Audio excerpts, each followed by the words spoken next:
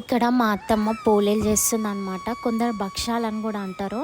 ఆ రోజు రథసప్తమి ఉండే కోడళ్ళ పండుగ కాబట్టి మా పెద్ద అత్తమ్మ ఏదో ఒకటి చేస్తుంది స్పెషల్స్. సో పోలేలు చేస్తుంది అనమాట. సో అట్లనే రేపటి బ్రేక్ఫాస్ట్ గురించి ఇడ్లీ నానబెట్టింది. ఇడ్లీకి రేపటికి చూసిన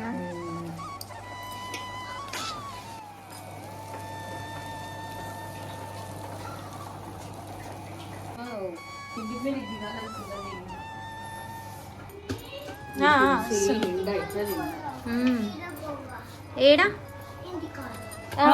ఇప్పుడు పోతున్నా ఇంటికి. ఇంటికాడ పోతావాను.